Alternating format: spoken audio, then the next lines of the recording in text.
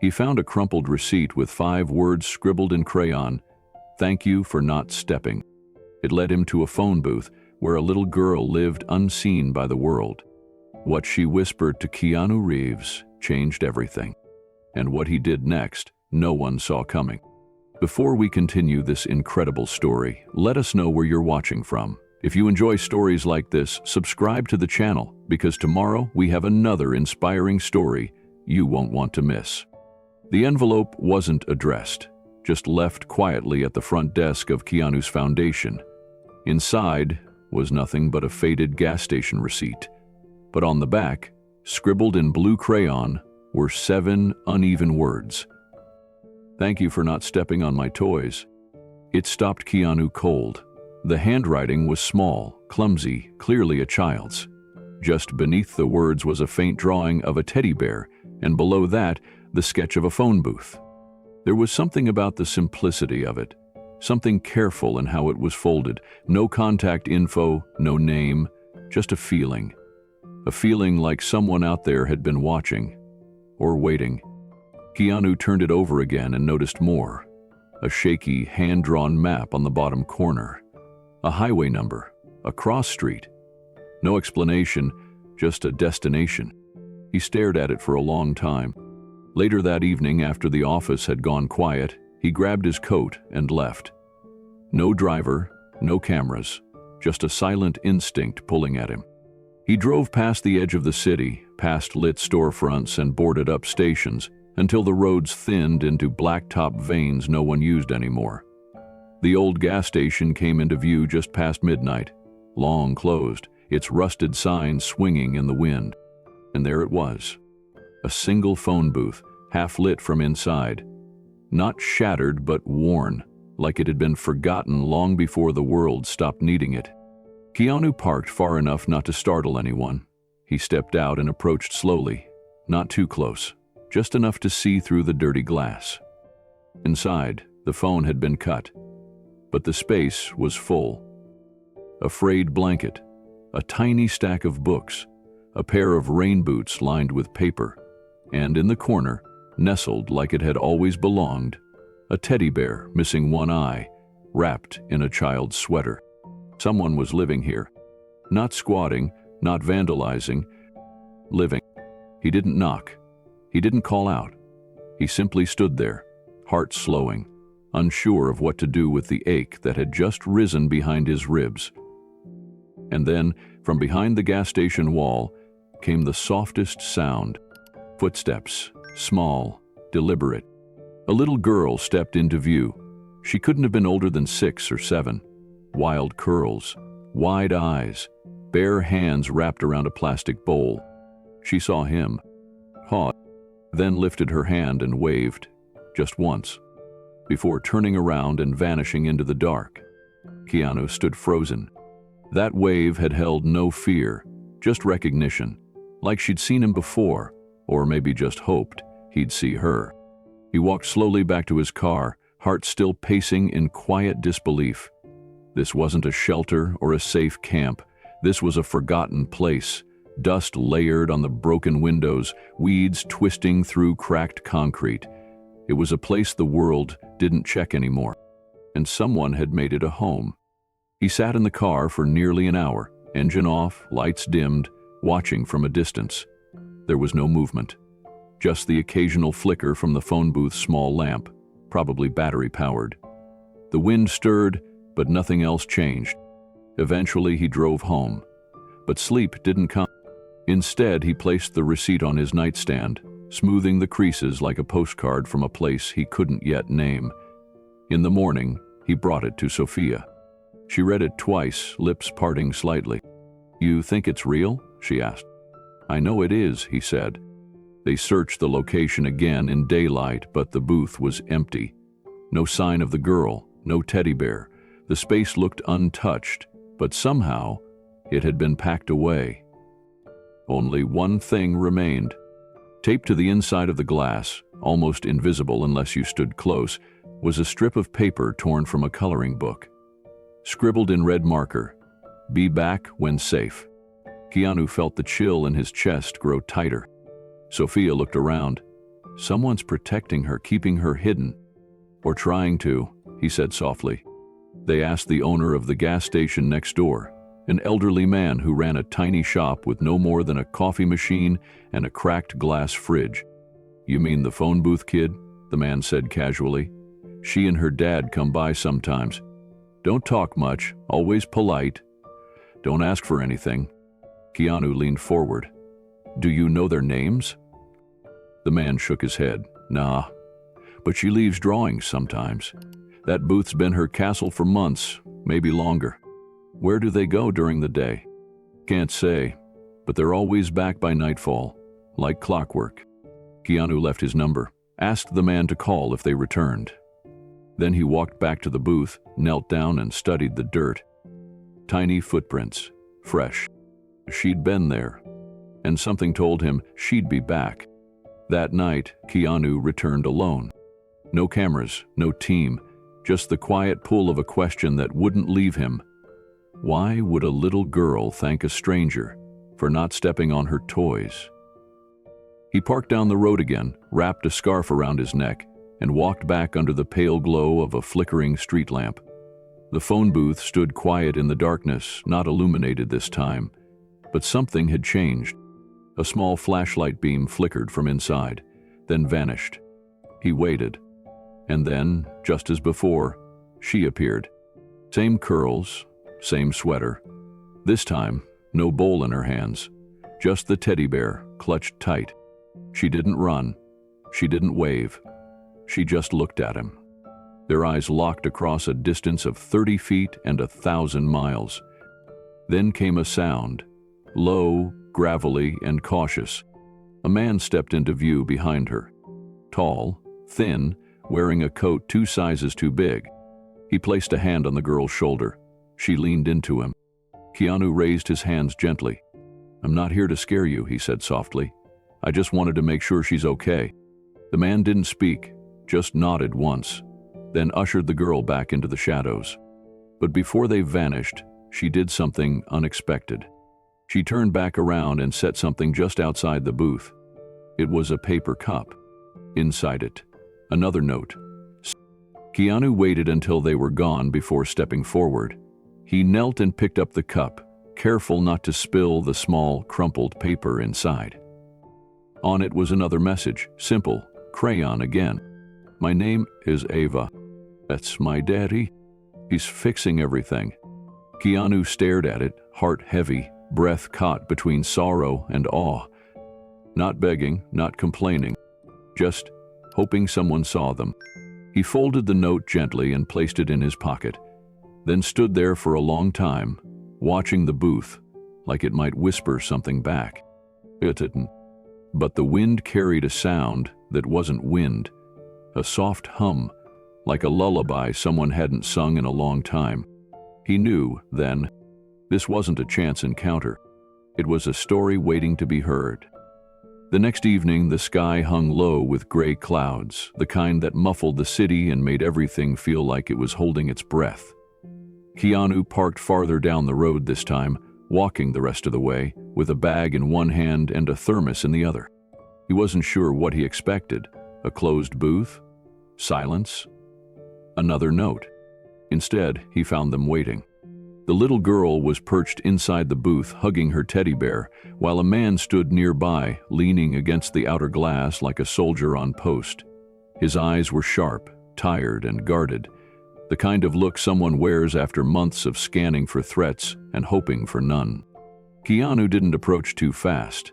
He stopped a few feet away, crouched down, and opened the thermos slowly. Soup, he said gently, still warm, chicken and rice. The man didn't speak right away. His stance shifted. He moved closer, placing himself between Keanu and the girl. You're the one who keeps showing up, the man finally said, voice low and cautious. Keanu nodded. I didn't mean to disturb anything. You haven't. A pause.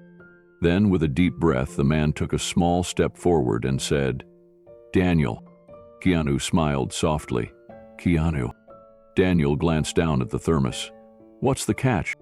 No catch, Keanu said. Just thought she might be hungry. Daniel hesitated, then took the thermos and unscrewed the lid. Steam curled into the air. "Thank you," he said, quietly. "We'll share it." The little girl stepped out then, peeking around her father's side. Same curls, same oversized sweater, the bear still clutched in one hand. She looked up at Keanu and whispered, "You didn't step on Mr. Buttons." Keanu blinked. "Mr. Buttons?" She held up the teddy bear. "I saw you," she said. "Last week. You walked right by and stepped around him." Keanu's heart caught. "That's why I drew the map," she added, "to say thank you." Daniel closed his eyes for a second, like he wasn't sure whether to feel grateful or terrified. Keanu knelt down slowly. "You've got a good memory," he said gently. "I like to watch people's feet," Lila said. "Some people stomp. You didn't." He smiled at that, feeling the weight of how much those few steps had mattered. Daniel handed the thermos back, but Keanu shook his head. "Keep it," he said. "I brought another. No more questions, no assumptions. Just soup, names, and a small pocket of trust beginning to unfold." Keanu didn't stay long. He handed Daniel a folded blanket, nothing fancy, just clean and thick, and told them he'd check in tomorrow. He didn't ask why they were there or how long they'd been living like this. Some things reveal themselves when they're ready. As he walked back to his car, he glanced over his shoulder once. The little girl had climbed into her father's lap inside the booth. The light from a nearby street lamp spilled through the glass, catching the side of her face as she pressed her head into his chest. Daniel rocked her gently, the thermos set neatly beside them. The next day, Keanu returned, this time with a bag of groceries, non-perishables, bottled water, a few protein bars. He placed the bag outside the booth without saying much. Daniel stepped out and nodded again. "You keep coming," he said. Keanu shrugged. "You keep being here." Daniel cracked a faint smile. "Guess we both have routines." Lila came out clutching a new piece of paper. This one had a sketch of the booth and what looked like a stick figure man holding a bowl. "That's you," she said proudly. "With..." Keanu crouched beside her. "You're a good artist." "Not really, but it's okay." He took the drawing, folded it neatly, and placed it in his coat pocket. "I think it's perfect." Daniel's eyes lingered on that simple gesture. Keanu didn't need to say it, but somehow it carried the weight of acknowledgement without pity. And for a father carrying the world on his shoulders, that meant something. They shared the soup again. This time, Daniel spoke a little more. They'd been at the booth for a few weeks now. Before that, a shelter. Before that, a friend's couch. Before that, silence. No timeline, no dates. Just a quiet trail of displacement. Keanu didn't pry. He listened. When Leela dozed off in her father's lap, Keanu packed up the trash and left without a word. No goodbye, no promises. Just presence. Later that night, he wrote down her name in his notebook, Lila, underlined twice. He didn't know the full story yet, but what he did know was enough. She had seen him before he ever saw her, and that changed everything. The following evening, Keanu brought books. 2 children's storybooks and a pocket-sized novel, worn at the edges but still whole. He didn't explain why, just set them down on the sidewalk near the booth and gave a small wave. Lila's eyes lit up when she saw the covers. She picked up the one with the blue dragon and flipped through the pages as if it were treasure. Daniel studied the other book, the novel. He didn't touch it right away, but Keanu noticed his eyes linger on the title. "Have you read it?" Keanu asked. Daniel nodded once. "A long time ago." He didn't say more, but something in the way his fingers hovered near the spine said that part of him still remembered who he was before the cold nights and constant looking over his shoulder. That night, they didn't talk much. Lila read aloud from the storybook. Her voice was soft, a little unsteady, but every word was clear. Keanu sat on the curb, just listening. When she got to the part where the dragon finds a safe place to sleep, she stopped and looked up. "Is that real?" she asked. "What part?" Keanu said. "Where dragons have homes." Daniel looked away. Keanu paused, then replied, "Some dragons just need someone to notice them." Lila thought about that, then went back to her page. The next morning, Keanu found himself staring at a blank wall in his kitchen. He thought of the booth, of the way Lila clutched her bear, of the way Daniel never once asked for help. People often think homelessness looks a certain way: signs, desperation, noise. But sometimes it's a father keeping quiet so his daughter can sleep. That evening, Keanu returned again. Not with food or books this time, but with a question. "If I wanted to help," he said, "where should I start?" Daniel didn't answer right away. He looked at the booth, then at his daughter, curled up in the corner with the dragon book resting on her chest. Finally, he said, "Start where they don't notice the broken things, just the people holding them together." Keanu nodded, and so he did. Daniel sat on the curb, elbows on his knees, eyes tracking the cars that passed without slowing. It had taken weeks for him to speak more than a few words, but tonight, something shifted. Maybe it was the fact that Keanu kept coming back without cameras, without questions, just presence. "She was born early," Daniel began, his voice low, barely cutting through the sound of distant traffic. "Lila. 2 months early. Didn't cry at first." He rubbed his hands together, warming his fingers on the outside of the soup thermos. "She did this thing. She'd wrap her fingers around mine, even in the incubator, like she knew I was scared, like she was the one calming me." Keanu didn't interrupt. He let the silence stretch between them until Daniel was ready to fill it.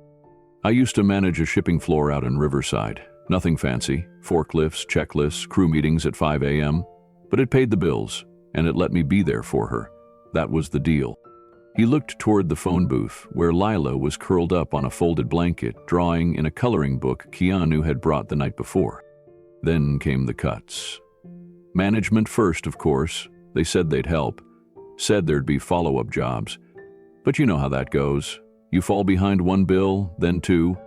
He shifted, the gravel crunching beneath him. "I kept thinking it'd be temporary, just a few weeks, but then my landlord filed for eviction, and my car broke down 2 days before the custody hearing." He paused. "I'd planned to show up clean, dressed decent, but the only public restroom I could find had a sign that said, 'Out of order.' I waited for hours for a shelter shower, but it was too late. I missed it." Keanu clenched his jaw but stayed quiet. Daniel looked over.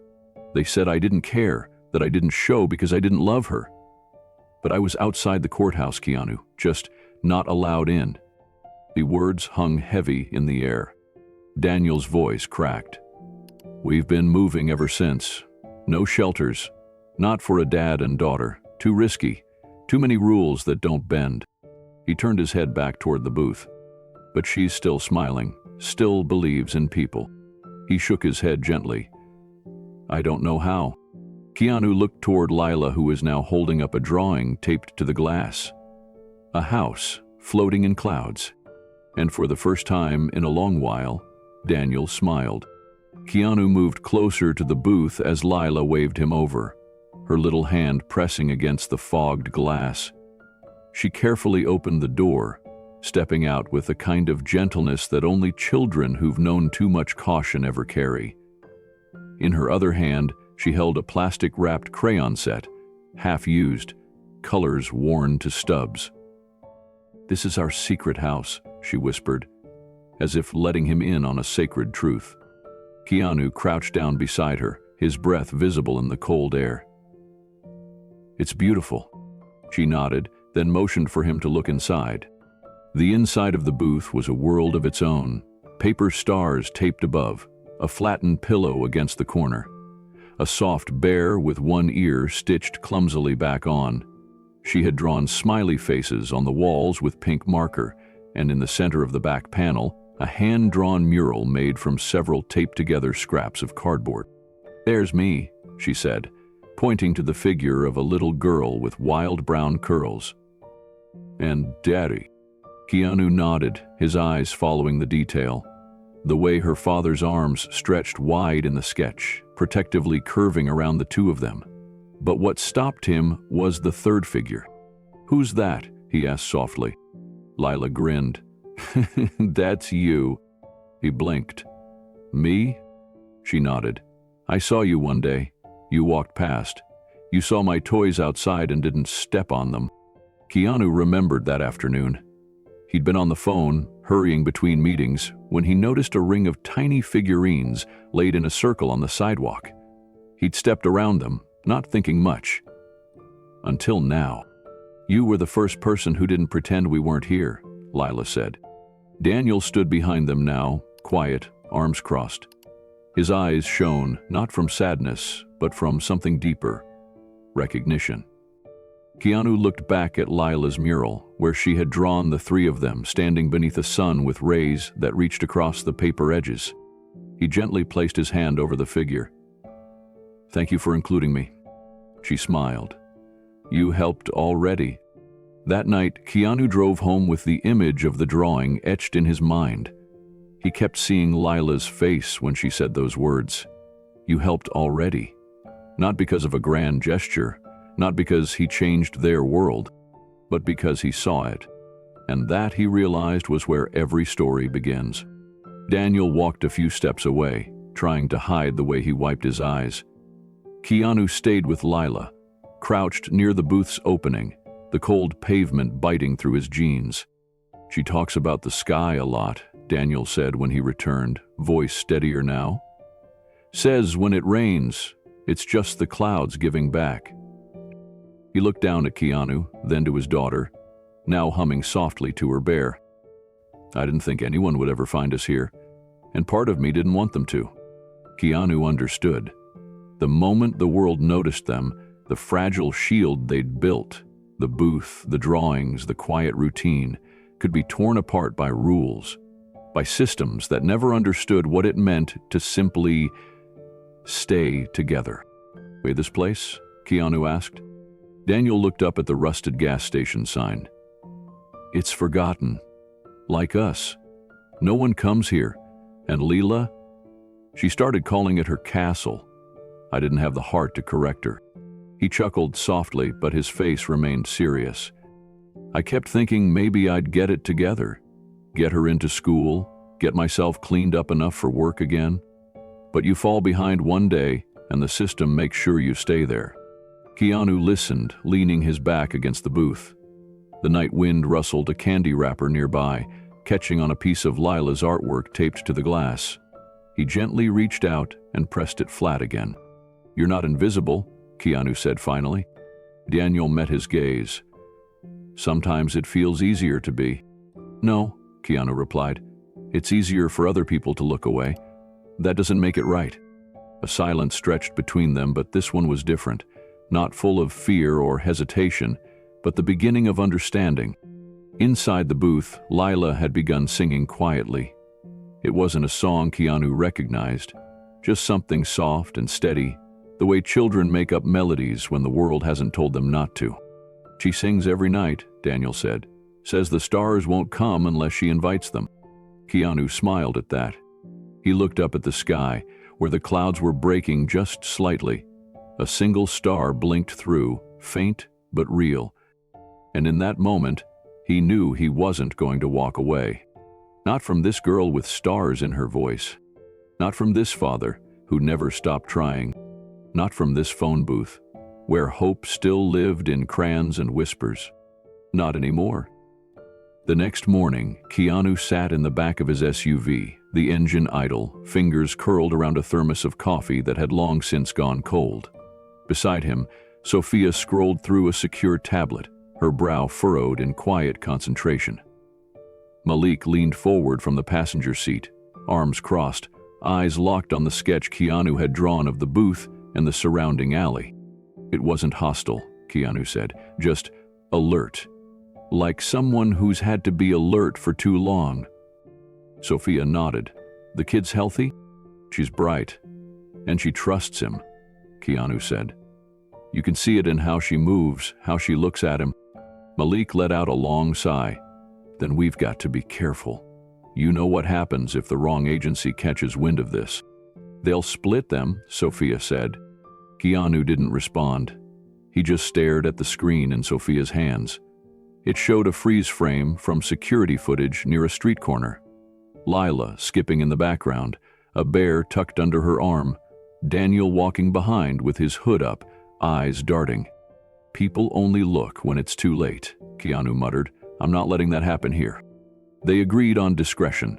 No outreach teams, no donations, no public statements, just quiet support from the shadows. Malik and Sophia would take shifts watching from a distance, ensuring no one else found them first. Malik shook his head. "You sure you want to get involved this deep?" Keanu glanced toward the image of the booth on his phone. "He's not asking for charity, he just wants time." Malik folded his arms. "Then let's buy him some." Later that evening, Keanu returned to the booth, this time with a discreet camera in a plain bag and a microphone clipped inside his jacket. He didn't film Lila, he never would without consent, but he gently explained the idea to Daniel. "I want people to understand what survival looks like, not in numbers, in names." Daniel listened in silence. "Only if you're comfortable," Keanu added. "We can change your name. No faces."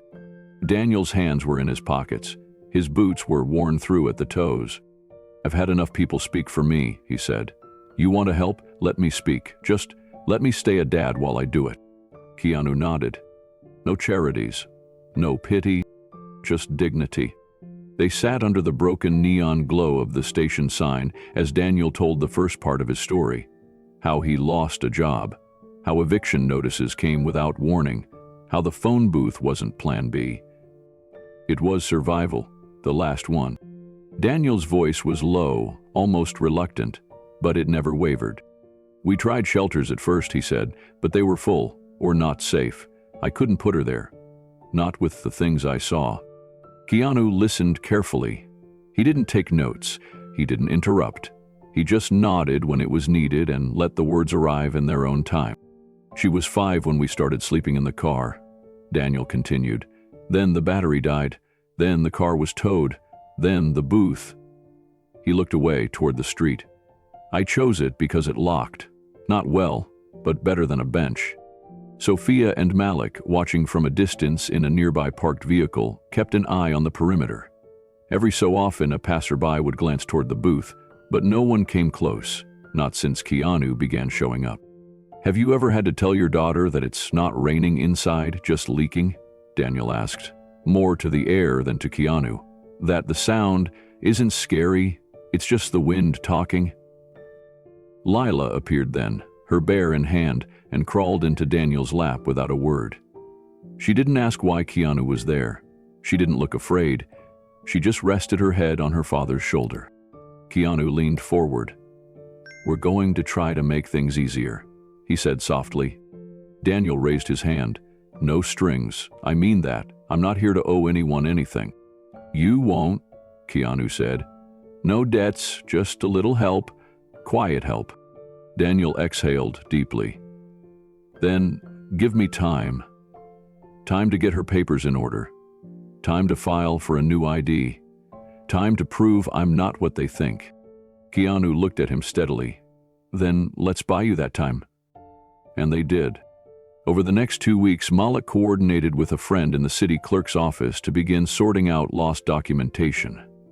Sophia arranged for a safe mailing address and burner phone under a trust. Keanu used contacts from his foundation to find a mobile medical clinic willing to check in on Daniel and Lila off the books. The booth remained their shelter, but inside things began to change.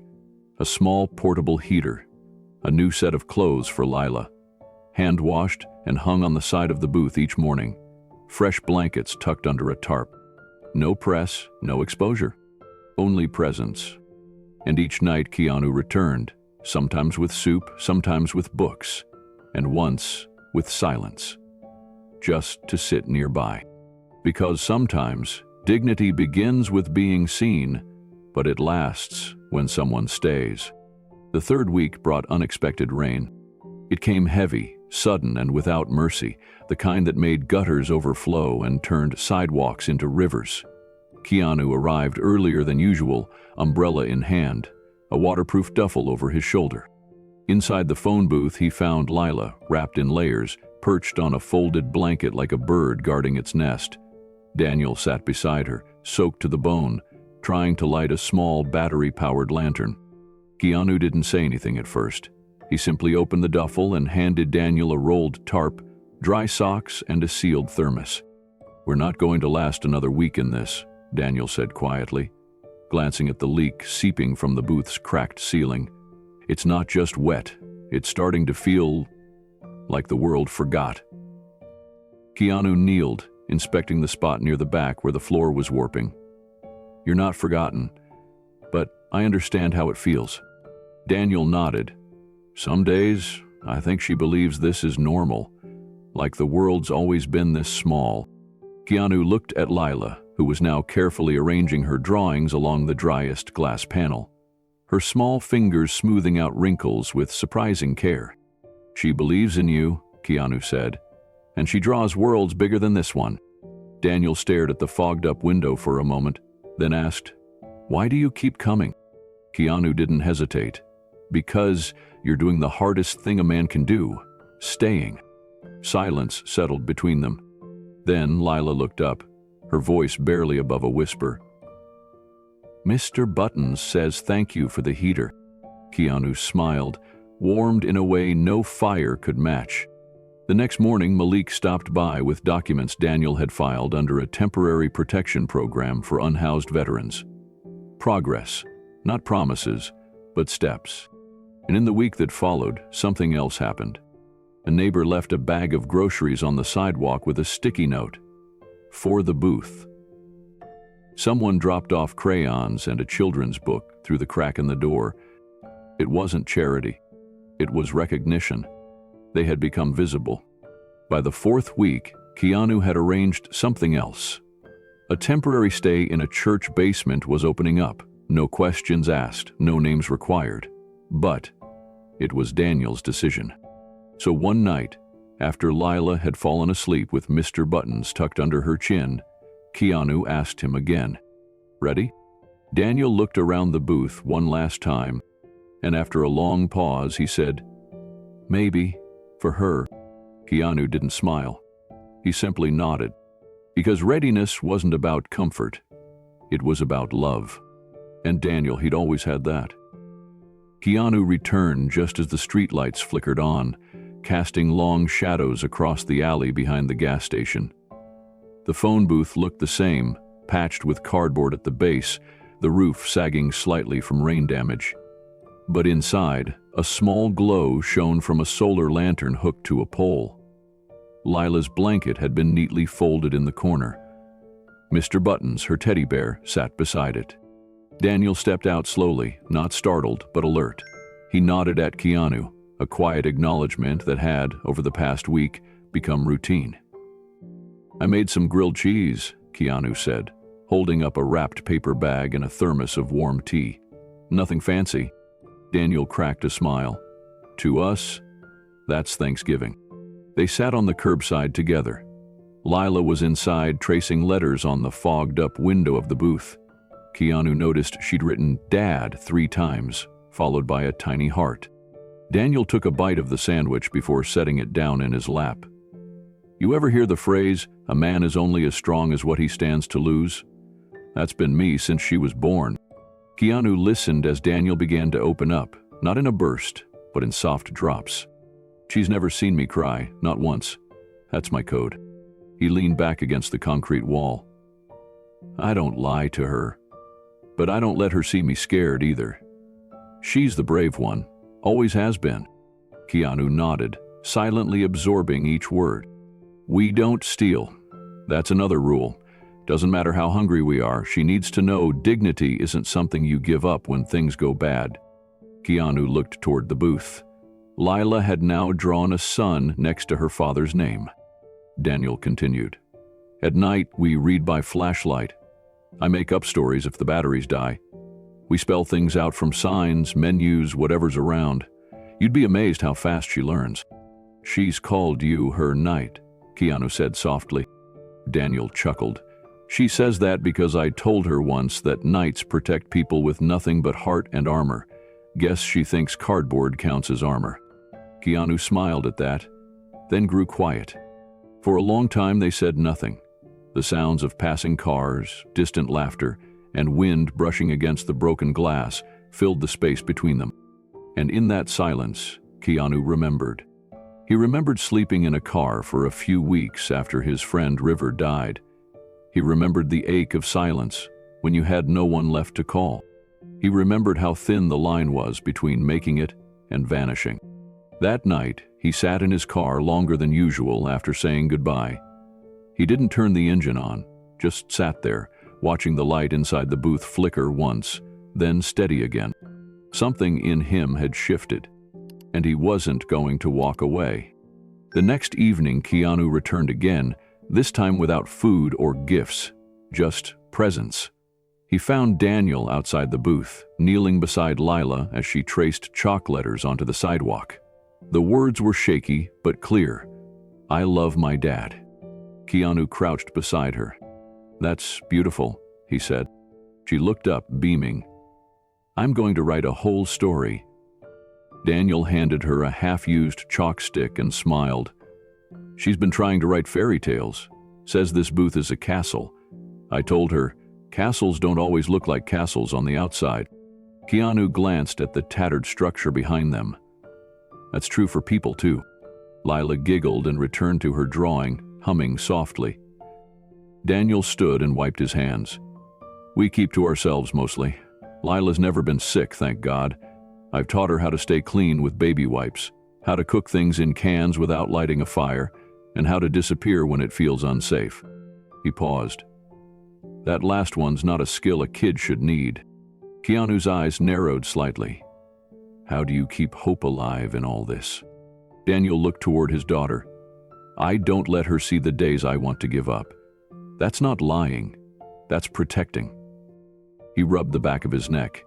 "I told her we're just waiting for the right door to open. I don't tell her that I have no idea where that door is." Keanu nodded. "But you still look for it?" Daniel's voice cracked, just for a second. "Every day." That night, Keanu asked if he could sit inside the booth for a moment. Daniel hesitated, then nodded. Inside, the air was warm from body heat, the little solar lantern resting atop a milk crate. Taped along the inner glass were dozens of drawings, smiling suns, houses with triangle roofs, and 3 stick figures under a rainbow. One of them wore glasses, one had scruffy hair, the third, taller, with a long jacket and a small heart on his chest, was unmistakably Keanu. It stopped him. "She said you were part of her story now," Daniel said from the doorway. Keanu didn't speak. His throat tightened. He looked back at the little girl, still drawing under the streetlight. "She doesn't know what you do or who you are," Daniel added. "She just knows you didn't step on her toys." That line again. Simple, pure, impossible to forget. Keanu stepped back out, not with sympathy, but with something deeper. Resolve. He'd told Malik earlier, "We're not rescuing anyone, we're just giving the story a better middle." Now, he knew the middle started here, with chalk on the pavement, drawings in a booth, and a little girl whose world stayed gentle because her father fought like hell to keep it that way. The following night, Keanu returned just before dusk, bringing a flashlight shaped like a fox and a small bag of children's books. As he approached, Lila ran out to greet him. "I finished my story," she said proudly, handing him a folded piece of paper. "It's about a knight who lives in a phone castle and never lets the cold in." He knelt and unfolded the page. Crayon illustrations danced beside scribbled words. The knight had a beard and dark eyes, holding a shield made of soup cans and a sword labeled Trust. "It's amazing," Keanu said, reading each word slowly. Daniel watched from the doorway.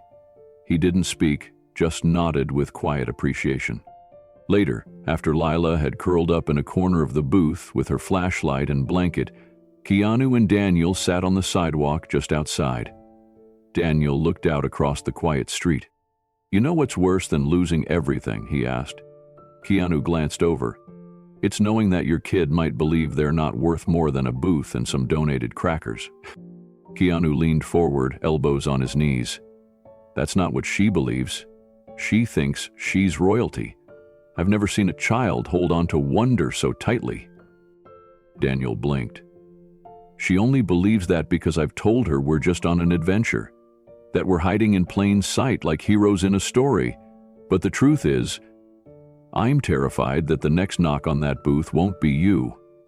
It'll be someone who sees a problem instead of a person." Keanu didn't rush to answer. He let the silence hold, respectful and steady. Then he said, "You've built a world where she feels safe. That's not failure, that's fatherhood." Daniel exhaled, a sound part relief, part exhaustion.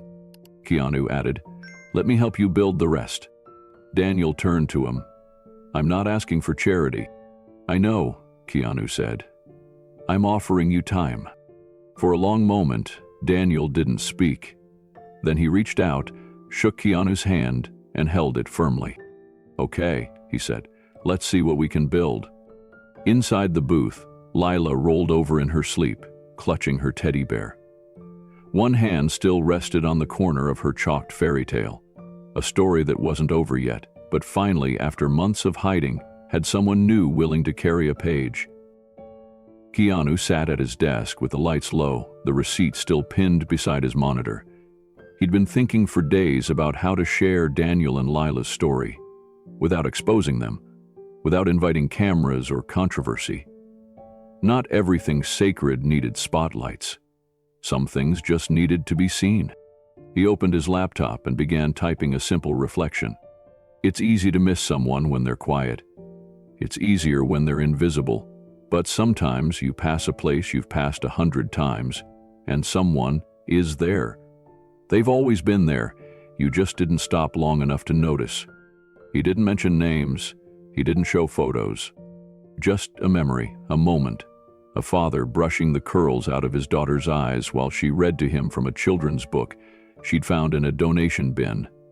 A little girl saying thank you because someone didn't step on her toys. He posted it late at night with no hashtags, just one quiet caption. To the ones still raising their children in the shadows, this is for you. By morning, the post had gone viral. Thousands of comments appeared beneath it. Many were just 2 words, "I remember." Others were paragraphs, testimonies, ghosts brought back to life by the flicker of one flashlight in one phone booth. A young woman wrote, "I used to be Lila. We lived behind a firehouse. My mom wrapped our hands in grocery bags when it rained." Another said, "We stayed under a freeway bridge. My dad worked 3 jobs and still taught me how to dance. He passed before anyone ever knew what he gave up." Some of the replies were from parents. Some were from now grown children. And then came a message that Keanu read 3 times, each more slowly than the last. It said, "If you're reading this and you're still out there, thank you for staying with me, Dad. I remember the booth. I remember your coat. I remember the night you gave me your only sock so I'd sleep warmer.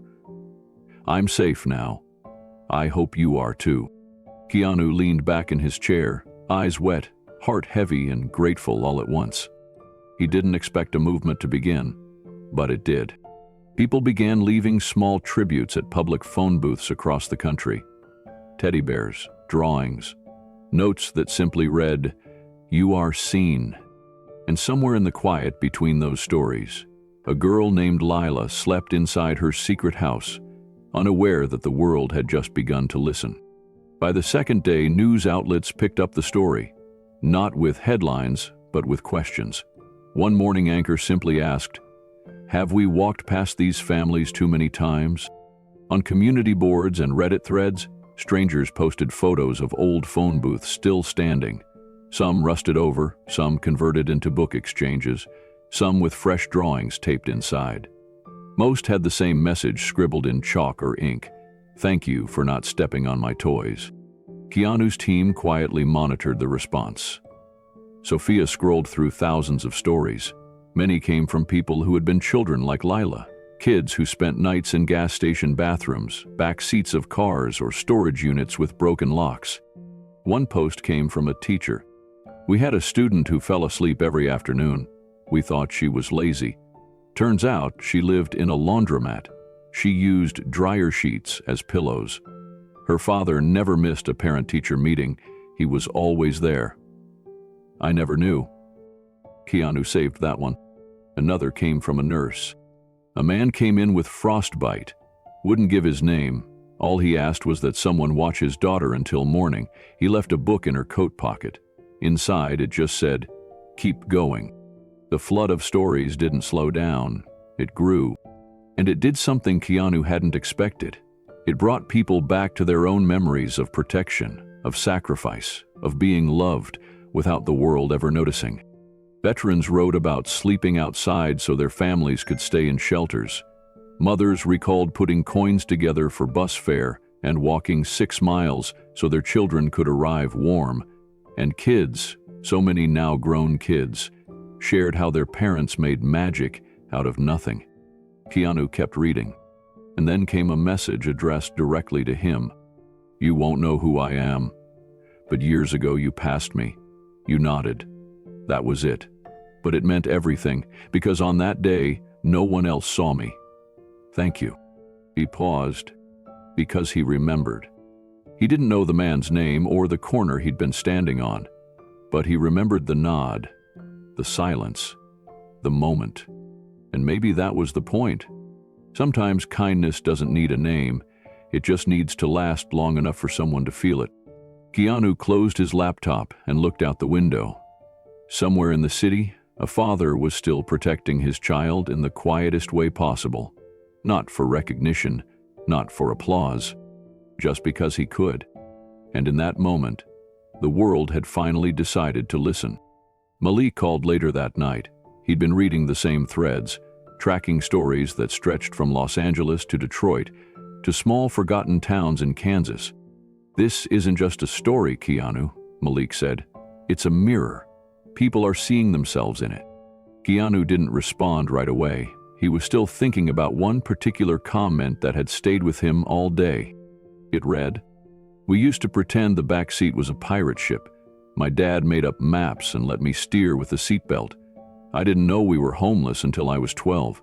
He made it an adventure. Wherever you are, Dad, I remember. And I love you." Moments like that reshaped how Keanu thought about visibility, not in terms of celebrity, but in the quiet choices people made when no one was looking. He thought of Daniel teaching Lila to read by flashlight, of the drawings on the booth wall, of the soft way Lila whispered "thank you" with more weight than any applause could carry. Sophia later sent a short message to the Foundation's followers. "There are families in our cities that don't ask to be saved, just seen. Tonight, try seeing them." By morning, local bakeries began offering free coffee to anyone who said the words, "I used to be Lila." Bookstores put up small signs, reading corners for invisible kids. A movement had begun, not because of a celebrity, not because of a viral headline, but because one little girl believed her toys deserved not to be stepped on. And someone listened. Lila didn't know her story had gone that far. To her, the phone booth was still just a booth, her home, her stage, her spaceship. She told Keanu one night while eating peanut butter crackers, "People think you need a big house to feel safe, but my daddy made the phone booth feel like the moon. And the moon is big." Keanu smiled. "That's because he's your astronaut." She nodded solemnly. "And you're our satellite." It was an odd metaphor, but perfect. He wasn't meant to be the center of their story, just someone who circled it long enough to keep the signal alive.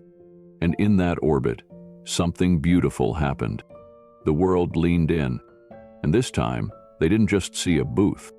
They saw a family, a father, a child, and a truth no longer hiding in plain sight. The rain started before nightfall. Sheets of it blew across the windshield as Keanu's car idled on the edge of the service road, headlights casting long beams onto the gas station ruins. The booth was barely visible through the storm, its scratched windows reflecting the floodlight from a nearby sign. But even through the blur, Keanu could see it. Empty. His chest tightened. He grabbed the blankets from the back seat, a bag of food on top, and rushed out into the downpour. The plastic bags slapped against his legs as he ran to the booth. He pulled open the fogged glass door. Inside, nothing. Just the frayed corner of Lila's hand-drawn sky taped to the side wall. The teddy bear was gone. Keanu spun around, squinting through the dark. The wind howled, cold and merciless. Puddles flooded the sidewalk. Panic rose in his throat. He walked fast, then jogged down the block. He scanned alleys, overhangs, the edges of buildings where they might have ducked for shelter. Nothing. Until he heard it. A laugh, light, high-pitched, like the bell of a toy. He turned toward the sound. Behind a strip of shuttered shops, in a narrow alley glistening with rain, stood Daniel, soaked to the bone, jacket stretched over his head like a makeshift umbrella. Lila was beside him, boots splashing in the water, spinning in circles like it was a game. Keanu stopped short. For a moment, he didn't call out. He just watched. Daniel looked up, startled. Then he recognized the figure standing in the rain. He pulled Lila gently toward him, shielding her, but she spotted Keanu through the drizzle and beamed. "You came back," she said, not even shivering.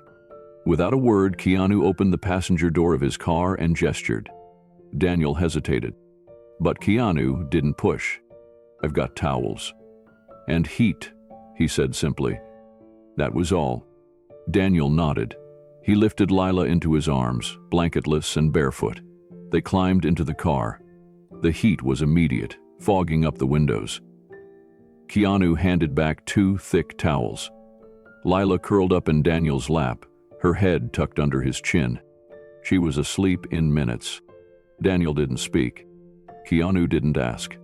They sat in the quiet, the storm hammering against the roof, while inside 3 people listened to nothing but breath. And in that moment, Keanu knew this wasn't about sympathy anymore. This was about saving a family. Keanu sat behind the wheel without moving. The storm outside hadn't let up, but inside the car, the world had narrowed to the rhythm of Lila's breathing. Daniel kept one arm wrapped protectively around her, the other hand resting on her back, fingers moving slowly as if playing a silent lullaby on her spine. "Thank you," Daniel said, barely above a whisper.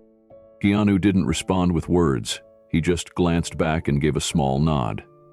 In his line of work, he'd learned how fragile moments like this were, how easily they shattered when you asked too many questions. Minutes passed. Keanu turned up the heater another notch, cracked the window slightly to let the fog clear. He reached into the glove compartment and pulled out a small thermos he hadn't yet handed over. He twisted off the cap and poured 2 cups of still warm soup. Without turning, he held one out behind him. Daniel accepted it with a grateful nod. Lila stirred in his arms, but didn't wake. Her hand twitched in sleep, fingers curling into the fabric of Daniel's shirt. "She doesn't know we're homeless," Daniel said suddenly. Keanu glanced into the rearview mirror, watching the man behind him. "I told her we're camping," Daniel continued. "That we move around because we're explorers. She thinks the booth is our treehouse." Keanu didn't interrupt. He let the truth settle between them. "I just wanted to keep her safe," Daniel added. "Out here, there's nowhere safe, but I couldn't let her go. I couldn't let the system take her and turn her into someone afraid of the world." The windshield wipers thudded steadily, pushing away sheets of rain. Keanu looked down at the key fob in his lap. He had the resources. He had the means. But what mattered most now wasn't money. It was trust. It was time. It was knowing when to act and when to simply stay. "I can help," Keanu said, turning around slightly, "but not in a way that puts you both in more danger. Whatever we do, it's with you in charge." Daniel's shoulders relaxed for the first time all night. "I don't want a handout," he said. "You're not getting one," Keanu replied. "You're getting a bridge." Daniel gave a quiet smile, the kind you only give when something inside you begins to breathe again. Outside, the storm started to slow. The windows fogged again, not from cold, but from warmth. And in the quiet, Keanu knew this was the beginning of something far bigger than rescue. By morning, the rain had stopped. Pale blue light edged across the sky, and steam rose from the pavement as the sun tried to warm the soaked city. Keanu hadn't slept. He'd watched the world from his front seat while father and daughter dozed in the back. A dozen times he'd almost moved, almost spoken, almost started making calls. But every time, he stopped himself. Because some decisions needed the stillness first. When Lila finally stirred, it was with a small yawn and a question. "Are we still camping?" Daniel smiled. "Kind of." She sat up, blinking at the unfamiliar surroundings, then reached out and touched the fogged window. "It's like we're in a cloud." Keanu handed her a folded napkin with a banana and a granola bar. "Explore breakfast," he said gently. Her eyes lit up. "Thank you, Mr. Not Stepping on Toys." Daniel chuckled quietly and looked at Keanu. "She remembers everything." "Good," Keanu said. "She should." They drove for a while. Nowhere specific, just moving. Keanu knew they couldn't go back to the booth, not after the storm, not now that someone knew. But he also knew he couldn't just drop them off somewhere and walk away. That part was already decided. He brought them to a small guest house he'd helped fund on the outskirts of the city, meant for short-term recovery. It wasn't charity. It was sanctuary. No names, no records, no judgment. Daniel hesitated when he saw it. "What if someone finds us?" "They won't," Keanu said. "And if they try, they'll have to get through me first." Lila grabbed her father's hand and squeezed. "It's not a treehouse," she whispered. "But it smells like pancakes." Keanu smiled. "Close enough." Daniel carried her inside. She didn't let go of her teddy bear. Before leaving, Keanu paused in the doorway.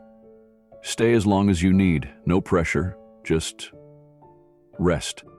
Daniel looked at him, eyes glassy but steady. "You didn't have to do this." Keanu shrugged lightly. "Maybe not. But I think you would have done the same." He stepped back into the sunlight, feeling, for the first time in a long while, like the world had shifted in a quiet, right direction. Because sometimes, the most heroic thing you can do isn't to lift someone out of the storm. It's to sit with them in it until the sky begins to clear. The motel room was modest, tucked away behind a faded neon sign that flickered against the darkening sky. Keanu paid in cash. No names, no questions. The woman at the front desk nodded when he asked for discretion. Room 12. 2 clean beds, warm water, and a small window that faced a quiet parking lot. It wasn't much, but compared to the phone booth, it was a castle. Daniel hesitated when they arrived. His shoulders were tense, eyes scanning every shadow. Keanu held out the key slowly, not saying a word. Lila looked up at her father, tugging gently on his sleeve. "Daddy," she whispered, "can we go inside now?" That broke whatever wall was holding Daniel back. He took the key, opened the door, and let his daughter step into warmth for the first time in weeks. She twirled once on the faded carpet, laughing. It wasn't much of a spin, but it was hers. Keanu didn't follow them in. He stood at the threshold, watching. Then he handed Daniel a bag. Just essentials. Toothpaste, canned soup, a new set of pajamas with a cartoon rocket ship on them. Daniel looked up, voice low. "You didn't have to." "I know," Keanu replied softly, "but someone did." Inside, Lila pulled a scrap of paper from her backpack. It was the same sketch she'd shown Keanu before, the one of the phone booth. She taped it to the motel window, smoothing the edges with tiny hands. Daniel raised an eyebrow. "Why here?" "So we don't forget," she said. Keanu nodded once. He understood. Some places become symbols, not for what they are, but for what they protected. Back in his car, Keanu made a call to Sophia. His voice was measured but urgent. "We've got a week," he said. "Can we find him someone to talk to? Legal aid, job contacts, someone who can vouch for him." Sophia didn't ask for details. She never did. "I'll make the list," she said. "You keep showing up." And he would. The next morning, Keanu returned with coffee and a quiet knock on the door. Daniel opened it cautiously, but this time he didn't flinch. He looked rested. There were still dark circles under his eyes, but something had softened. In the corner of the room, Lila was curled up with a book, something Keanu had slipped into the bag the night before. Her lips moved slowly as she sounded out each word. "She slept straight through," Daniel said, almost in disbelief. "First time in I don't know how long." Keanu handed over the coffee. "You both needed it." They sat outside on the motel steps, quiet at first. The parking lot was still wet from the storm, and the early sunlight danced on puddles. After a while, Daniel spoke. "I used to have a union job, benefits, a team. Then the plant cut back. We got 3 days' notice, and no one wants to hire a guy who's got to run to court every other week just to prove he's a decent father." He paused. "But I never let her go hungry, never let her feel like she wasn't safe. That's my job." "You've done more than most," Keanu said. Daniel looked away, swallowing hard. "You think this ends with a motel stay? You think people like us get back in?" "I think," Keanu replied, "systems are built to forget people like you, so we don't wait for the system. We build a bridge." Daniel exhaled slowly, like someone unlearning the habit of distrust. It was a beginning. Later that afternoon, Sophia arrived with folders, quiet, focused, and kind. She sat across from Daniel, asked for nothing he didn't want to give, and explained the process of clearing unpaid tickets, missed paperwork, and how to reopen custody hearings with proper counsel. "Do I have to go back to court?" Daniel asked, tension creeping into his shoulders. "Yes," Sophia said, "but you won't go alone." Leela joined them at the table and placed something between the adults, a tiny clay figure with arms too long and feet that didn't match. "I made him," she said, "to keep us brave." They all stared at it for a moment. It wasn't perfect, but it stood. Keanu smiled. "Looks like he's ready." So were they. That evening, Keanu returned to the motel with something new, a folder filled with potential apartments. Nothing fancy, nothing out of reach, just a few safe places that offered month-to-month options, close to public transit, and, most importantly, near a school that accepted mid-semester enrollments. Daniel flipped through the listing slowly, as if afraid to touch the pages too long. "I haven't signed a lease in 5 years, he murmured. "You don't have to decide today," Keanu said gently, "but when you're ready, we're ready with you." He left the folder on the dresser next to a drawing Lila had been working on. It was the phone booth again, this time under a blue sky with tiny hearts and stars floating around it.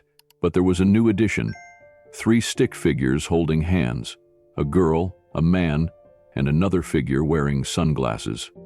Keanu traced the lines with his eyes, then met Lila's smile. "That's a good sky," he said. "It's ours," she answered. Later, as the motel room dimmed, Daniel stood by the window. The sketch of the phone booth still hung in the glass, but now there was a light behind it, a small lamp casting a warm glow over the quiet room. Daniel didn't cry, but his hands trembled just a little when he placed his palm on the window. He wasn't saying goodbye to the past, he was promising not to erase it. Because the phone booth had been more than shelter. It had been proof that Lila's childhood, however fragile, had roots in love, that no matter how low they'd been pushed, they had never let the world define them. Keanu stood in the hallway with Sophia and Malik as they quietly debriefed. "He's proud," Malik said. "That'll make this harder." "Good," Keanu replied. "Because pride like his, it means he hasn't given up." Sophia checked her notes. "I've already got a social worker who's willing to reopen his case. Off the books for now. Just a conversation." "And the school?" Keanu asked. "They've got a desk open. She could start as early as next month." Keanu nodded slowly, then turned to the door. Inside, Lila had fallen asleep again, this time tucked into clean sheets, with her drawing pinned to the wall above her head. Daniel sat beside her, reading an old paperback under the lamp. For the first time in weeks, he wasn't watching the door. He was watching her dream. And outside, under a pale motel light, Keanu Reeves stood still, not to rescue, but to honor, to witness, to remember. The knock came just after breakfast. A firm rap on the motel room door, 2 quick beats and a pause. Daniel froze, halfway through brushing Lila's hair. His hand trembled. Keanu stepped forward slowly from the hallway, having just returned from a grocery run. He could already sense what was coming. He placed the bag down, gently turned the knob, and opened the door. A woman stood there, holding a folder tucked under one arm and a soft, neutral expression that didn't quite match the tension in her eyes. She wore no badge, no uniform, just plain clothes and a scarf that looked hand-knitted. Her voice was calm. "My name is Celia Moore. I'm with Family Services." Lila peeked out from behind the curtain. Keanu caught her eyes and gave a small smile. She didn't smile back. Celia stepped inside when invited, glancing around the room. 2 beds, freshly made, a small table covered with crayons, drawings, and an open library book. A bag of clean laundry near the closet. Nothing extravagant, just survival, done with care. Daniel stood up, his voice quiet. "We weren't hiding." "I know," Celia said. "We've had a few reports. Neighbors concerned, people noticing. I'm not here to remove anyone today. I'm here to listen." Keanu stayed quiet, letting Daniel speak. He explained everything: the job he lost, the hearing he missed, the couch surfing that became street living. He didn't defend himself. He didn't cry. He didn't blame anyone. Celia nodded slowly, jotting down notes. Then she turned to Lila. "Sweetheart, do you feel safe with your dad?" Lila looked at Daniel, then nodded. "He reads me stories. He fixes Mr. Buttons when his stuffing falls out." Celia smiled faintly, then looked at Keanu. "And you?" Keanu kept his tone even. "I've seen more integrity in this man's decisions than in half the boardrooms I've ever stepped into." The air stilled. Celia stood, smoothing her coat. "I won't make a decision today. I need to file a full report." Daniel nodded, grateful but still afraid. When the door clicked shut behind her, Daniel collapsed into the chair. His voice broke. She could still come back with a court order. Keanu placed a hand on his shoulder. "Then we'll be ready." And for the first time since the motel, Daniel didn't answer with silence. He answered with resolve. That night, Daniel didn't sleep. Keanu stayed in the adjacent room, lights off, but his mind wide awake. He could hear the soft hum of the TV through the wall, low enough not to wake Lila, but just loud enough to drown out Daniel's worry. At 3 a.m., Keanu stepped outside for air. A moment later, the door beside his opened too. Daniel joined him in silence. The night was still. The parking lot glowed under the harsh wash of a single overhead light. Neither man spoke for a while. "I used to think if I stayed quiet enough, no one would see us," Daniel said finally. "That it would protect her." Keanu looked at him. "And now?" Daniel exhaled. "Now I know silence just keeps you invisible." Keanu nodded. "But you're not invisible anymore." Daniel turned, eyes glassy. "She's all I have." Keanu's voice was firm. "Then we won't let the system take her." The next morning, Keanu called Sophia. They needed legal backing, fast. She connected him to a family lawyer known for child advocacy work, a woman named Elise Tran, who agreed to meet them by the end of the week. In the meantime, Keanu reached out to a social worker he'd met through a veterans reintegration program. They'd dealt with custody complexities before. Malik stepped in too, visiting Daniel discreetly during the day, helping him gather what little documentation he had, pay stubs from his last job, a landlord reference from 2 years back, even the ticket for the hearing he missed. It wasn't much, but it told a story. Lila, unaware of the adult scramble around her, drew pictures on motel napkins. One showed a courtroom made of clouds, another, a house with 2 doors, one small, one big, and both marked home. By midweek, Keanu had arranged a full package: legal representation, 2 job leads for Daniel, and a short-term housing plan through a friend's nonprofit that provided apartments to families in transition. It wouldn't guarantee custody, but it would show progress. It would show intent. On Thursday afternoon, Keanu sat across from Daniel in the motel lobby, both holding cups of bitter coffee. "We're not just reacting anymore," Keanu said. "We're planning." Daniel looked up, the shadows under his eyes still present, but his shoulders less tense. "Then let's fight." Keanu smiled. "No," he said gently. "Let's build." The day of the second visit arrived faster than any of them expected. This time, the social worker returned not alone, but with a clipboard and a quiet seriousness. She asked to see Lila's sleeping arrangements, asked about hygiene routines, about meals. She looked at Daniel's job applications, nodded at the reference Keanu had submitted, and carefully reviewed Elise Tran's initial legal motion filed on Daniel's behalf. Then she asked to speak with Lila alone. Keanu and Daniel waited outside the small room, hearts pounding, the silence thick between them. Minutes passed like hours. Daniel's foot tapped the floor uncontrollably. Keanu said nothing, just watched, stayed present. When the door opened, Lila came out holding the same worn teddy bear she had back at the phone booth. Her eyes looked calm. And then the social worker stepped forward, nodding at Daniel. "She's safe. She's loved. And she's grounded in the only thing that's held steady. Her father." Daniel nearly collapsed in relief. "She'll remain in your care for now. But I want to see continued progress. One misstep, and the board may reevaluate." "I won't misstep," Daniel said softly. "Not again." The social worker paused, then added, "She said something in there. About a man named Mr. Buttons who watches over her, and a movie man who brings warm soup." Keanu smiled. The worker gave him a look. "Whatever you're doing, keep doing it, but quietly. Public exposure could complicate everything." Keanu nodded. "We'll stay in the margins." That evening, Keanu returned to the foundation and stood in front of a large corkboard in his office. Tucked between campaign notes and advocacy efforts, he pinned a fresh note, written in blocky child letters. "Thank you for not stepping on my toys." Sophia walked in a moment later.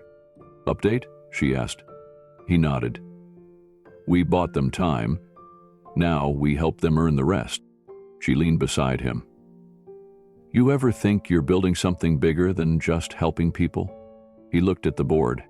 "No," Keanu said. "I think I'm just listening better." The next day, Malik visited the motel to drop off school enrollment forms for Lila. It was time to plan for first grade. Elise filed a longer custody support document, and Daniel had his first job interview scheduled at a nearby hardware store. No one was calling it a victory, not yet. But that night, when Keanu passed by the motel window, he saw Lila's drawing still taped to the glass. This time updated with a new detail. A door with a sign above it. The sign read, "Tomorrow." By the following Monday, Malik had done more than just ask around. He had quietly made calls, leveraged favors from old friends, and sent out discreet feelers. By Wednesday, one of them called back. It was a distribution center on the edge of the city, short-staffed and open-minded. The manager didn't care about resumes, he cared about effort. Malik called Keanu, who didn't hesitate. He brought Daniel the news himself. The motel room was quiet when Keanu arrived. Lila was drawing on the motel notepad sprawled on the bed, her teddy bear sitting upright like a student. Daniel was folding laundry. 2 shirts, 1 pair of jeans, and a single collared shirt that had seen better years. He looked up as Keanu stepped in and set down a paper. "It's not much," Keanu said, "but it's something. Early mornings, hard work, but it's real." Daniel didn't answer right away. He read the page again, then again. His fingers trembled slightly, not with fear, something else. He took a breath, nodded once, then smiled. "Tell them I'll be early." The next day, Daniel was. He arrived at the warehouse an hour before the shift started. He wore the collared shirt buttoned all the way up and old boots that had been polished with what looked like motel hand lotion. He stood quietly in the lobby until someone finally noticed him. Keanu didn't go in. He watched from his car across the street. Watched Daniel walk through those doors like he was stepping onto a stage with no applause, no spotlight. Just purpose. The work was tough. Boxes, pallets, loading docks that never slept. But Daniel didn't flinch. He lifted, he sorted, he stayed late. During lunch break, Keanu returned. They sat outside on the steps, sharing a bottle of water. Daniel wiped his brow with the back of his sleeve, hands red and raw. He didn't complain, he just grinned. "It hurts in all the right places," he said, then laughed. "I haven't felt this kind of tired in a long time. The good kind." Keanu nodded, looking out at the trucks moving in and out like a tide. "They said you're already the most reliable guy they've had in months." Daniel blinked. "They did?" Keanu smiled. "They did." That night back at the motel, Lila was waiting at the window. She had a new drawing, this time not of a phone booth, but a little house with 2 stick figures on the porch. She held it up as Daniel walked in, arms aching, back sore, but eyes bright. She climbed into his lap without a word and nestled her head under his chin. He rocked gently, resting his cheek against her hair. "We're almost home," he whispered. She lifted her head, looking at him. "What does home feel like?" He looked down at her small fingers in his calloused hand. "Like holding your hand," he said softly, and not letting go. The next few days followed the same rhythm. Wake before dawn, walk to the job site, work without complaint, return with his shirt clinging to his back and his arms stiff from lifting. But each night, Daniel sat straighter, ate more, smiled longer. The motel wasn't much, but it was dry, warm, and safe, and every evening Lila waited at the window like he was returning from battle. Her knight still standing. Sophia visited with groceries one afternoon. She left them at the front desk, no questions asked. There were new socks inside. A handwritten note taped to the top of the box. Every small step matters. Daniel said nothing, but Keanu could see the way he folded the note carefully and tucked it into his wallet like a promise. Meanwhile, Keanu worked behind the scenes. He met with lawyers from the family advocacy group. He sent letters, made calls, and helped Daniel begin the slow march toward legal reintegration. The process wasn't simple, but the documentation was clear now. Employment, shelter, school readiness. Every paper signed was one less reason for the system to interfere. Still, the shadows lingered. Keanu asked Malik one night, "How long until they're safe?" Malik leaned back in his chair, watching the motel lights flicker. "Safe isn't a date. It's a threshold. They're not there yet, but they're getting close." Keanu nodded, then looked down at the latest drawing Lila had given him. A new one slipped into his coat pocket the day before. This time, it was the same house, but now it had 3 figures on the porch. One taller than the others, with dark hair and a beard. A figure holding a key. "She's drawing her future," Keanu said quietly. "Maybe for the first time," Malik replied. Daniel's job extended into a second week. The manager offered to make the position permanent if things stayed steady. Daniel thanked him with both hands, not because he needed to, but because he hadn't forgotten what it meant to be turned away without cause. One afternoon, Keanu returned to find Daniel already home, shirt damp with sweat, and Lila tracing letters in the condensation on the motel window. "I'm teaching her the street names," Daniel said. "If we ever get lost again..." Keanu paused. "What if you don't?"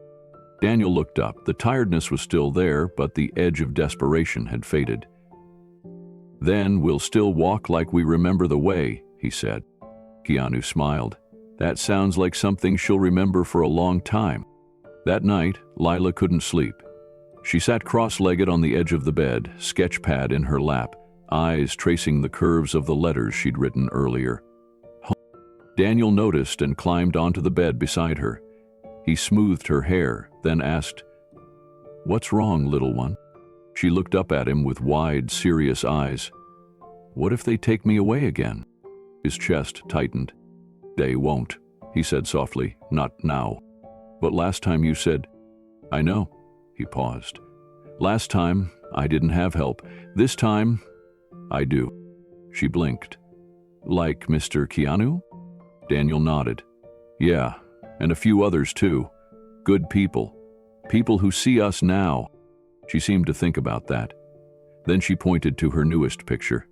One with the booth, the stars, and the three of them standing outside a small house.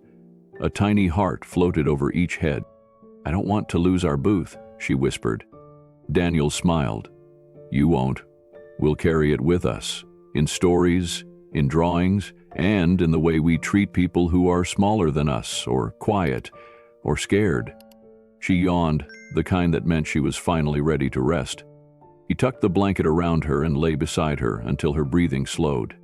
In the other room, Keanu sat with his journal open. A single sentence rested on the page. Sometimes, holding someone's hand is the only definition of home they've ever known. The next morning, Daniel rose early, kissed Lila's forehead, and walked to work in the same worn boots he'd arrived in weeks ago. But now, every step felt different. Not because the ground had changed, but because this time, someone had made sure he never had to walk it alone. Keanu sat quietly at the foundation's office, reading the screen as new comments flowed in every few seconds. The post had been simple, a photo of the old phone booth, its glass now adorned with stars, and a single question. What does home mean to you? Share a moment when you felt safe again. By morning, it had already reached hundreds of thousands of people. One reply read, Home was my mom's humming in the kitchen. I'd give anything to hear it again. Another said, We used to sleep in a Walmart parking lot. My dad told me it was camping with extra lights. He made it feel magical. A woman from Indiana posted, I never knew the girl, but I passed that booth every day on my way to work. I saw her drawings, but never imagined someone lived there. I should have looked closer. The comments weren't just reactions. They were confessions, memories, apologies, a collective whisper from people who had once felt invisible or had failed to see. A former school teacher wrote, I had a student who never spoke, just drew stars in the margins of every test. I wish I'd asked her what they meant. A man replied, You still can. Maybe someone's waiting. By noon, the booth had become something else entirely. Locals began stopping by. Some brought flowers, others toy bears. A few left folded letters taped to the door. One child left a box of crayons and a sheet of paper that said, You can keep drawing now. We see you. A musician played a soft lullaby nearby on violin. Another filmed it from across the street and uploaded it with the caption, A girl used to live here. She drew stars in the glass. She mattered. That post went viral overnight. Not because it was sad, but because it was true. By evening, a small crowd had gathered at the corner of the old gas station. Not tourists, not the curious, just people. People who had read the story. People who had passed by the booth 100 times and never really seen it. People who, like Keanu, now carried a quiet ache in their chest they didn't know how to name. One woman knelt by the side of the booth and whispered, I'm sorry. She didn't explain. A delivery driver dropped off a box of children's books and wrote on the flap, For her next adventure. Volunteers began organizing what they called the visibility table, just a folding table with markers, paper, and blank postcards. Above it, a handwritten sign, Draw your home, write your safe place. Children came first, then teenagers, then grown men who hadn't spoken to their fathers in years.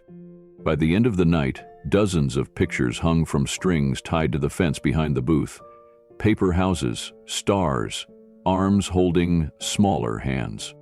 Sophia stood beside Keanu and said, You didn't just help a family. You gave people permission to remember where they came from. Keanu didn't reply. He just watched a young boy place a toy car at the base of the booth and whisper, This is where I'd park if she needed a ride.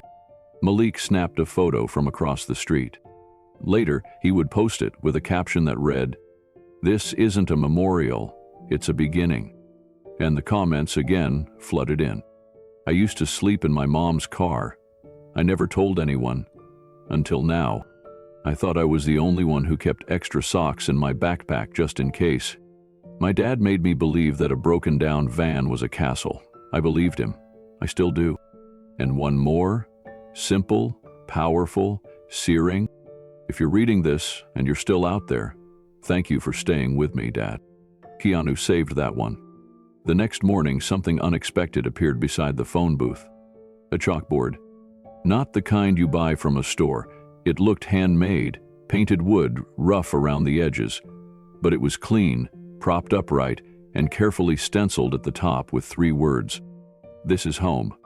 Below, someone had written in neat white chalk, where I felt safe in my mother's lap during storms. By noon, the board was full.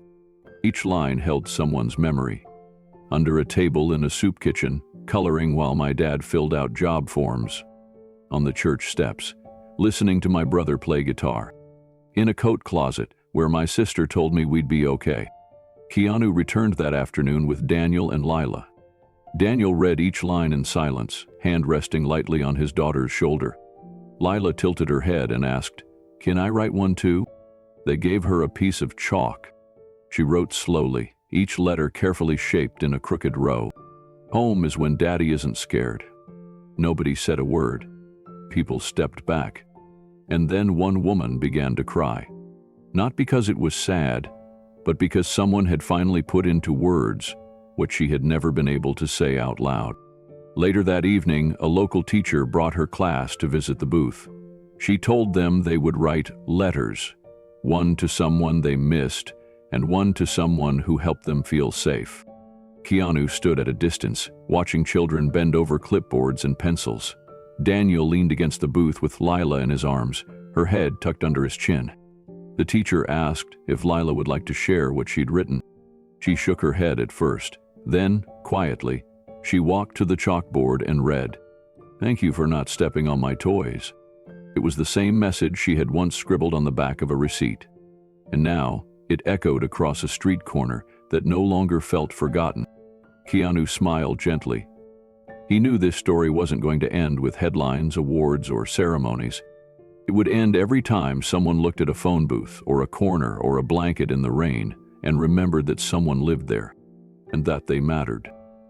Keanu stood in the corner of the motel kitchenette, gently peeling a label off a lavender backpack. It wasn't branded or bold.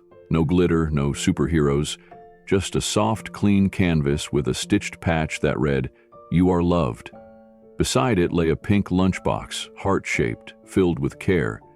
He'd packed it himself, peanut butter and banana sandwich, apple slices, 2 tiny granola bars, and a folded note that read, "Be brave, shine bright." Daniel sat at the table nearby, tying the last bow on Lila's new dress. He moved slowly, as if memorizing every step. The yellow fabric shimmered faintly in the morning light, echoing a softness they hadn't felt in a long time. "You look like the sun," he whispered to her. Lila twirled and giggled. Her braids swung behind her, woven with bits of blue yarn Keanu had slipped into her coat pocket days before. She wore the backpack proudly, though it looked oversized on her tiny frame. Still, she walked to the door as if she were carrying treasure. They stepped outside into a street washed clean by rain. The sky was still waking, brushed with early hues of orange and pink. Daniel took her hand. Keanu followed behind, quiet, keeping a respectful distance. He wanted this moment to be theirs, not his to take credit for. As they approached the school, other families gathered, children with sleepy eyes and proud, nervous parents. Daniel paused. His hand gripped Lila's a little tighter. She looked up at him, unsure. The noise, the crowd, the gates, it was all too big. Daniel crouched, kneeling in front of her. "You don't need to be anyone else today," he said. "Just be you. That's more than enough." She nodded. He placed a kiss on her forehead. Then, almost instinctively, she turned. Her eyes found Keanu. He stood a few yards away under a tree, arms folded, trying not to make the moment about himself. She didn't wave. She just smiled, that quiet, knowing smile that said, "I see you, thank you." And then she walked forward. Not around the school, not behind it, through the gate, through the front entrance. She didn't look back. Not once. Later, tucked into the back of her journal, a small drawing would appear. A little girl, a school gate, a lavender backpack. And next to her, not a phone booth, just a tree, and a man watching her, smiling. Dew stood frozen for a while outside the gate, hands still in the air long after Lila had disappeared inside the building. The morning rush moved around him, parents calling after children, car doors slamming, backpacks bouncing up school steps. But for Daniel, the world had gone quiet. For the first time in years, he wasn't bracing for the next emergency. Keanu walked up beside him. Neither of them said anything at first. There was no need. The silence felt earned. "She didn't turn around," Daniel finally said. His voice was a whisper, like he was still afraid to wake the world from whatever Mercy had let this morning happen. "She didn't need to," Keanu replied. "She knew you were there." Daniel nodded slowly. Then something in him shifted. His shoulders relaxed. His breath evened out. It wasn't pride on his face, not exactly. It was something quieter, deeper. A quiet kind of relief.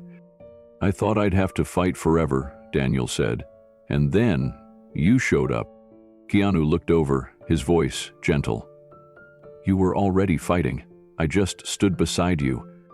They walked back to the car in silence. The sky had turned a shade brighter now. The city was beginning its day, but theirs had already peaked. Right there, at the school gate. Later that afternoon, Keanu dropped off a small box at the front office. Inside was a pencil case with Lila's name, 3 storybooks, and a sticky note addressed to her new teacher. "She's been through a lot, but she shines. Please let her." Back at the motel, Daniel opened the little fridge and took out a container of leftover soup. He poured some into 2 bowls and set one on the bed where Lila usually sat. He didn't know if she'd be hungry after school. He just wanted her to know there was something warm waiting for her. When the front door opened at 3:12 p.m., Daniel turned too quickly, knocking over his spoon. Lila ran in with glitter on her hands and a paper crown on her head. "I have a desk," she shouted, "and a hook for my backpack." He picked her up and spun her in the air. "Do you know what that means?" she asked. Daniel laughed, the sound catching in his throat. "What?" "It means I live somewhere now." And just like that, he cried. Not from sadness, not even from joy, from something quieter, something called arrival. That night, Daniel and Lila sat cross-legged on the motel bed, a coloring book between them. Lila had drawn a house, not a phone booth, not a motel, a real house with windows and a blue door and a garden with smiling flowers. She pointed to one of the stick figures in the drawing. "That's me." He nodded. "And that's me, right?" She shook her head with a mischievous grin. "Nope, that's Mr. Buttons. You're over here, by the tree." Daniel leaned closer.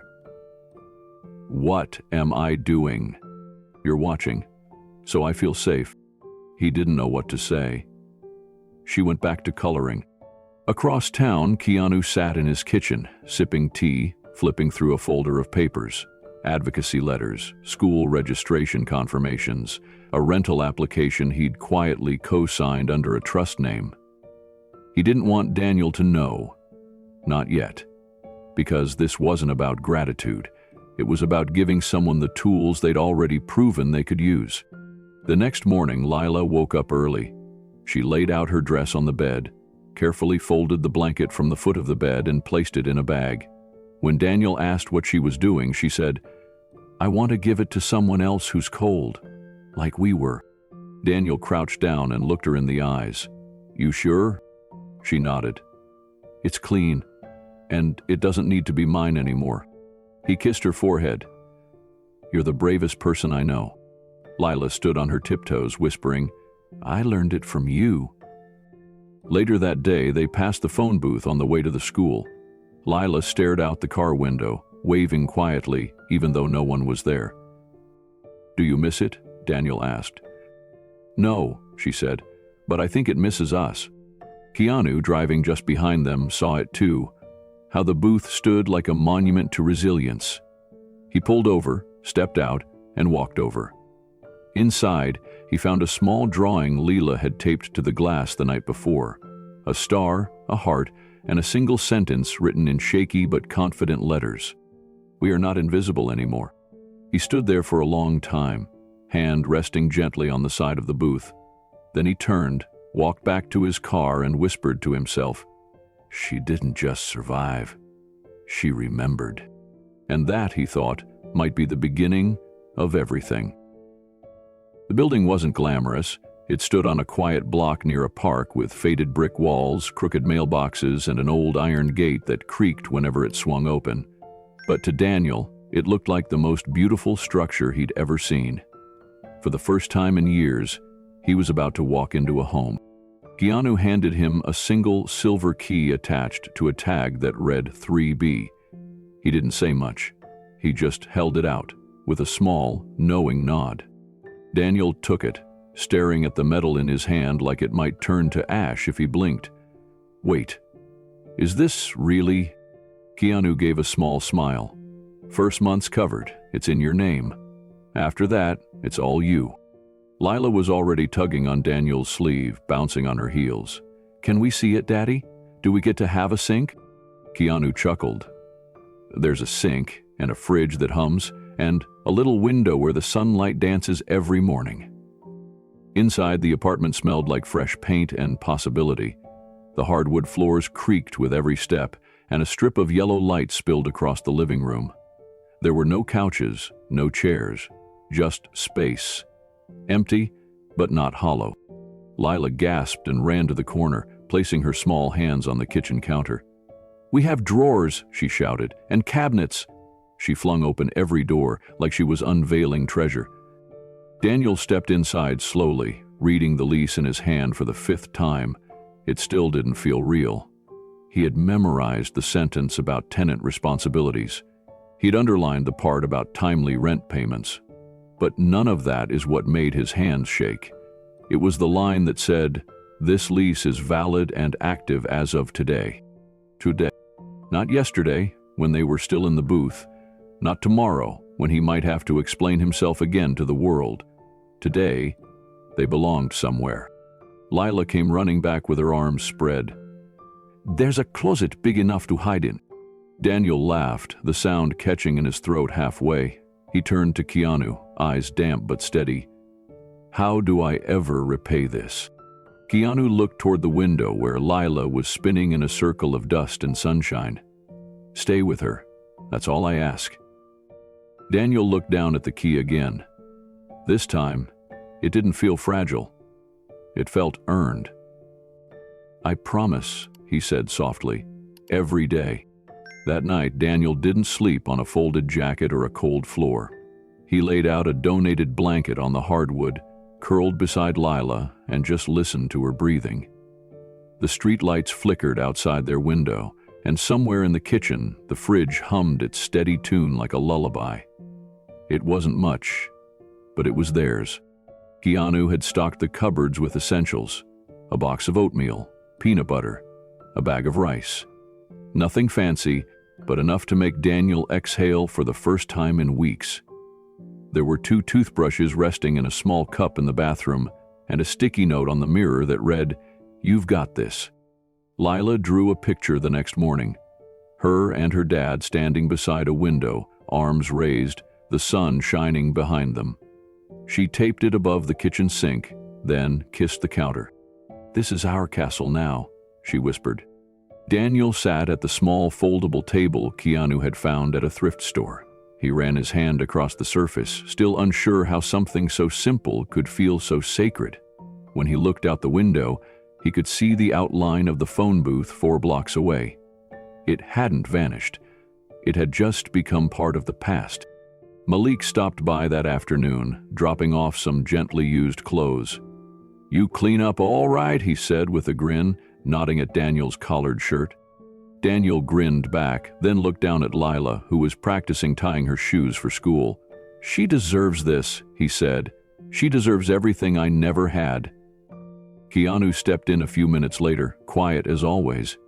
He didn't say much, just helped Daniel put together a cheap plastic shelf for the corner of the room. When they finished, Daniel looked up and said, "You know what the best part is?" Keanu raised an eyebrow. "There's a door," Daniel said. "A real door. I get to lock it and know she's safe." Keanu didn't reply. He just placed a hand on Daniel's shoulder and gave it a quiet squeeze. Outside, a neighbor walked by, waving through the window. Lila waved back. She didn't hide. She didn't flinch. She just waved. And for the first time, Daniel realized they weren't just passing through anymore. They belonged. Later that evening, the three of them sat on the floor of the living room, sharing takeout that Keanu had picked up on his way over. Fried rice, dumplings, and a fortune cookie for each of them. Lila giggled as she cracked hers open and read, "A new home brings new dreams." Daniel looked at his, then folded it in half without reading.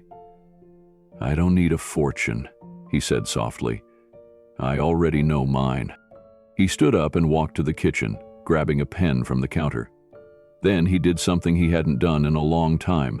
He wrote a promise. Not in a journal, not on a form, just a sticky note which he pressed against the wall beside the apartment door. It read, "I will never let her feel unseen again." Lila wandered over and added a tiny drawing beside it. Two stick figures holding hands. Between them, a heart. Keanu stepped out into the hallway shortly after. Daniel followed. For a moment, they just stood there, facing each other in the soft glow of the hallway light. "I don't know what people see when they look at me," Daniel said.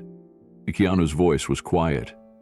"They see a father who stayed, a man who didn't give up."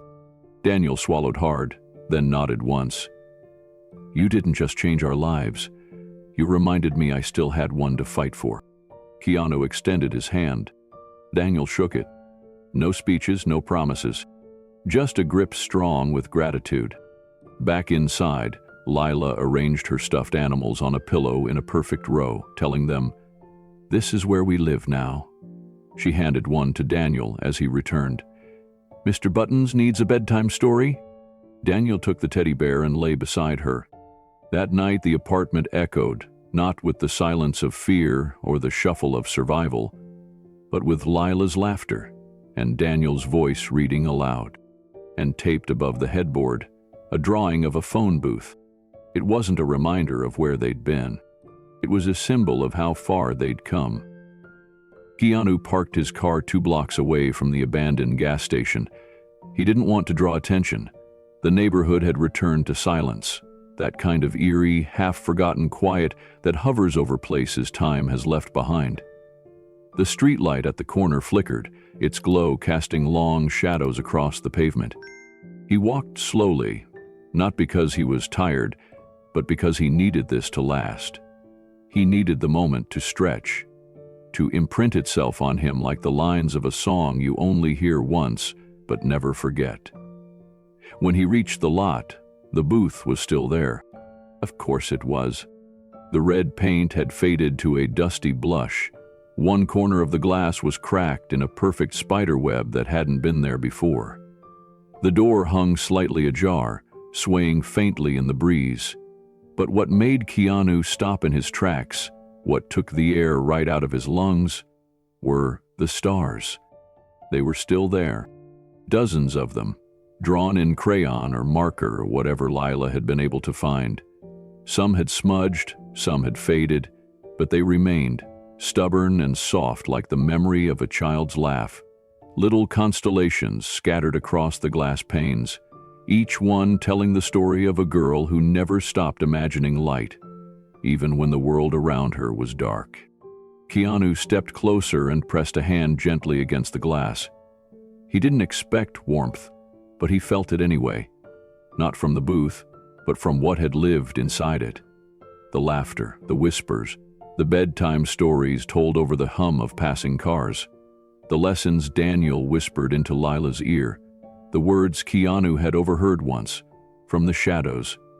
"We're not broken. We're just not done yet." He knelt slightly to peer inside. The blankets were gone, the toys had been taken, but on the floor under the edge of the booth wall was something folded, part of a page torn from a coloring book.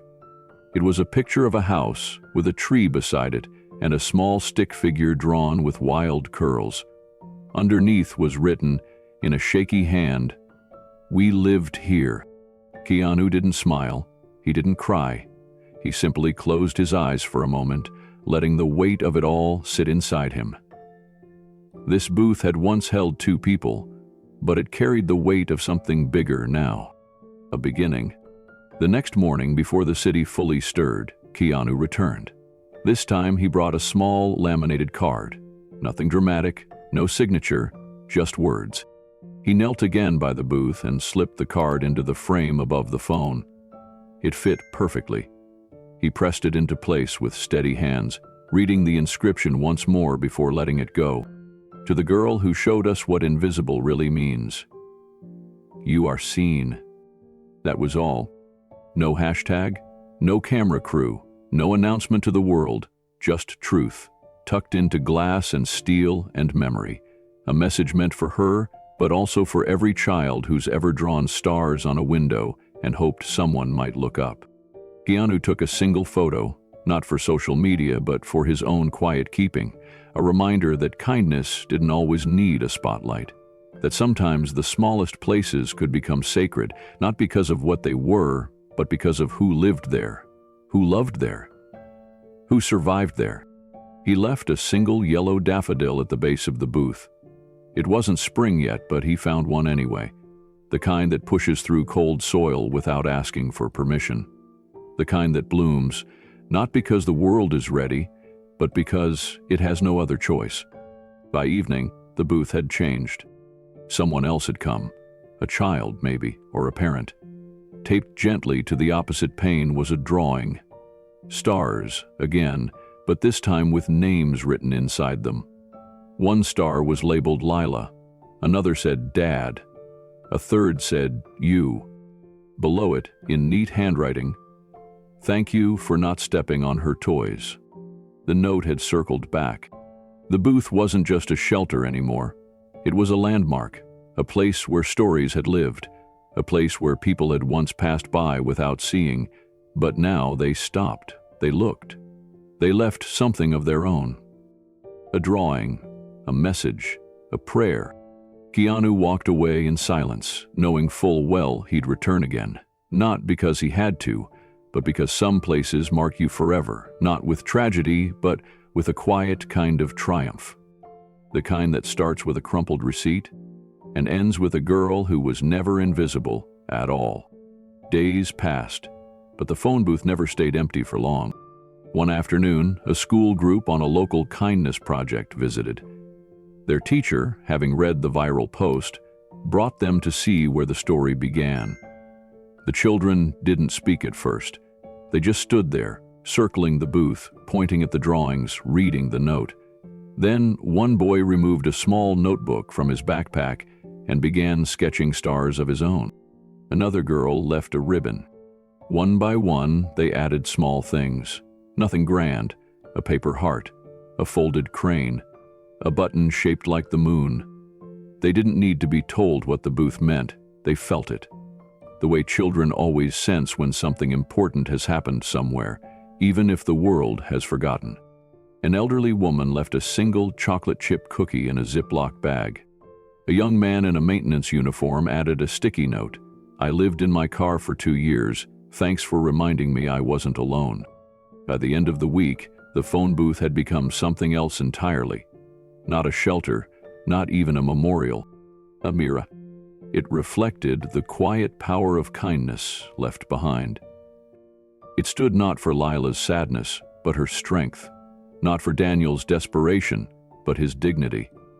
Not for the cold they once endured, but the light they carried through it. And in the middle of all of it, behind the glass and the tape and the stars, was a truth bigger than the city that had once ignored them. Someone had stayed. Someone had noticed. Someone had come back. Keanu returned once more that weekend. He didn't stay long, just enough to press his hand gently to the side of the booth, eyes scanning the stars and messages and memories. A father's code, a girl's gift, a shared survival. He didn't leave anything new this time. He just whispered, "She made it," and walked away. The office was quiet, a soft hum from the window heater, the occasional groan of old wood. Keanu had stayed late, paperwork, calls, emails, all behind him now. He was about to turn off the light when he noticed something under the door. A corner of orange paper stuck out. He walked over, bent down, and picked it up. It wasn't a bill, not a script, not a memo, just a single folded sheet, slightly crumpled, drawn on in what looked like orange and purple crayon. The paper was lined like something out of a school notebook. On the front, in careful letters, it said, "To Mr. Keanu." He paused. His fingers unfolded it slowly, like it might break if rushed. Inside, written in uneven handwriting and childlike color, were just a few words. "Dear Mr. Keanu, I have a bed now, but I still see you in the stars. Love, Lila." There was no drawing, just a small purple heart in the corner and a soft smudge where the crayon had pressed too hard, then dragged, as if she'd paused while writing it, or maybe tried to start again. He didn't speak. He read it again, and again. Then he turned and walked to his desk. On the right side, beneath a desk lamp, sat a small photograph. Black and white. The booth. The very first night he found it. In the photo, if you looked closely, the little stars Lila had drawn in marker on the inside glass could still be seen. Barely. Just outlines. He picked up the frame, then gently placed the letter beside it. Side by side, the story and the reminder. He sat for a long while, elbows on the desk, chin resting in his hands, not thinking, just being still. He didn't cry loudly. It was quiet. One tear, maybe two. No camera, no lights, just silence. Some stories don't end, he thought. Some stay folded in the corners of our lives, waiting to be read again. And this one, it had stars. A girl who saw everything. And a phone booth that was never just a phone booth. This one would stay. Later that week, Keanu brought the letter to a quiet meeting with Sophia and Malik. He didn't say much, just handed it to them across the table at the foundation office. Sophia read it first. Her eyes softened. She held the letter with both hands like it was something sacred. Malik leaned over to read it too. For a moment, all three of them sat in silence. Then Sophia whispered, "She's okay." Keanu nodded slowly. "She is." He opened a drawer and pulled out a small envelope, the kind used for thank you notes. He placed the crayon letter inside and sealed it without writing anything on the front. No label, no date. He didn't want to file it away. He just didn't want it to get lost. "That photo of the booth," he said. "Can we make a copy for the archive?" Sophia nodded. "Already done." Keanu leaned back in his chair and looked at the ceiling. "It's funny," he said. "I've read scripts that try to capture hope, but none of them ever got as close as a phone booth filled with stars." Malik smiled. "Or a teddy bear guarding sidewalk toys. Or a girl," Keanu added, "who didn't ask for anything but space to be seen." The room was quiet again. Later that afternoon, Keanu returned to his home office. On the shelf above his desk sat a row of photos. Film sets, family snapshots, charity events. He cleared a space and placed the booth photo there, next to the sealed envelope. He looked at them for a while, then reached for a pen and wrote something small on the edge of the photo frame. Just one word. Witnessed. That night, he stepped outside before bed. The sky was unusually clear. Stars stretched across the dark like hand-drawn stories. He thought about how Lila said she still saw him in the stars, and for just a second, he looked up and whispered back, "I still see you too." Not because of what she wrote, not because of what he gave, but because of what she held on to, a little hope in a world that often steps on small things. He folded his arms, took one deep breath of night air, and went inside, ready for tomorrow. Because some letters end with love, but the best ones? They keep going. A few days later, Keanu was invited to speak at a small youth event organized by the foundation. It wasn't a press event, no cameras, just folding chairs in a community center, a whiteboard, and about 20 kids who had no idea who he was. He didn't prepare a speech, he never really did. Instead, he asked them questions about dreams, about what they wanted to build, about what home felt like. One boy raised his hand and said, "Home is where you don't have to lie about being scared." Another girl whispered, "Home is the place where someone waits for you, even if it's just with soup." Keanu smiled. He looked down at the folder in his hands. Inside was the photo of the booth and the letter from Lila. He hadn't planned to bring it, but somehow it had followed him into the room. He didn't read it aloud. He didn't need to. Instead, he told the kids a story. About a booth. About a blanket. About a girl who saw the stars in broken glass and found comfort in an ordinary man who didn't step on her toys. They didn't need to know his name. They just needed to know the story was real. After the event, one of the volunteers approached, a young woman, maybe early 20s, with paint on her fingers and a nervous energy in her voice. She said, "I used to live in a bus with my dad. We never told anyone. We used to name the stars, too." Keanu didn't say much, just nodded and gave her a quiet smile. That night, back at home, he lit a candle on the windowsill. Not for ceremony, just for presence. For Lila. For Daniel. For all the invisible ones whose stories never made it past the curb. And he sat there for a long while, remembering something Lila had once whispered before falling asleep in the back of his car. Sometimes the stars talk back. He hadn't understood it then. He did now. He looked at the candlelight flickering against the glass and saw her drawing again in his mind. The booth, the stars, the tiny bear named Mr. Buttons. He picked up his notebook and for the first time in months began to write. Not a script, not a speech, but a letter. Not for the world, just for her. It began simply. "Dear Lila, thank you for reminding me where the light begins." And beneath that, he left the rest of the page blank, because sometimes the quiet says the most. There are stories that shout to be heard, and then there are stories that whisper. Lila's story was one of the quiet ones. She never asked for rescue, never begged to be noticed.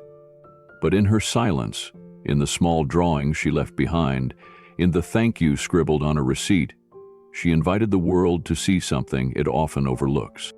That a home doesn't need four walls, that love doesn't always wear a cape, and that courage, sometimes, looks like a little girl with a marker and a dream. In the weeks that followed her first day of school, the booth remained. People walked by it like before, only now they stopped. They looked in, and many of them saw themselves. In the stars she drew, in the blankets, in the hope that someone, somewhere, still noticed. Keanu's team began receiving more letters than they could open, some from children who had once lived in cars, some from teachers, some from parents, and some from complete strangers who simply wrote, "Thank you for reminding us what family means." But one letter stood out.